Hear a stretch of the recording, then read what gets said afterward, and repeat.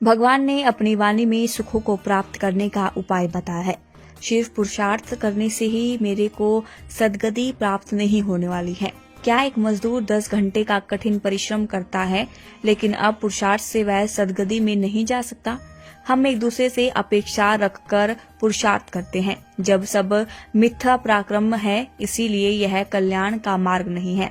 ज्ञानी जन ने कहा है, अनादिकाल से हमारी आत्मा भटक रही है, मनुष्य योनि पाना ही बहुत मुश्किल है, तो क्यों ना इस मनुष्य योनि को सद्गति का लाभ ले। जब मनुष्य सुखों का भोग करते करते दुखों की तरफ बढ़ता है, तो वह धर्म की तरफ बढ़ता है।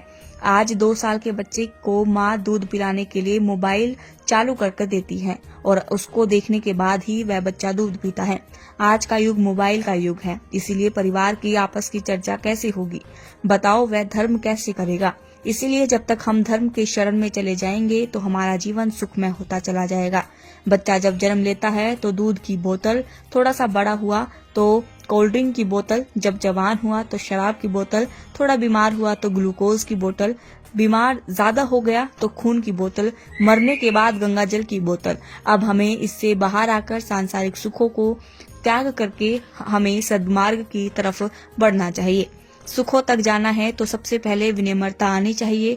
विनम्रता आएगी तो ज्ञान होगा, और ज्ञान होगा तो हमारा जीवन सद्मार्ग की तरफ चलेगा। अज्ञान अपने आप ही दुखों का होता है और दूसरों को दुखी भी करता है। एक बार एक दामाद मुंबई अपने ससुराल में गया और काफी समय तक रुका वहीं।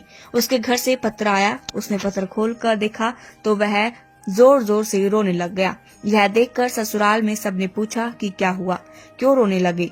वह किसी के सवाल का जवाब न देकर जोर जोर से रोने लगा। ससुराल में हड़कंप मच गया। थोड़ी देर बाद दामाद ने बताया, मैं तो अपने बाप को रो रहा था, क्योंकि उसने मुझे पढ़ना नहीं सिखाया और ना ही मैं पढ़ सकता। यह अज्ञान है, जिससे मैं खुद भी दुखी हो रहा हूँ और दूसरों को भी दुखी कर रहा हूँ। इसलिए भगवान में ही श्रद्धा ही कल्याण करने का मार्ग है। जब धर्म में श्रद्धा होती है तो उसको सारा संसार कचरा लगता है। इसीलिए कहा है, श्रद्धा में ही भगवान है।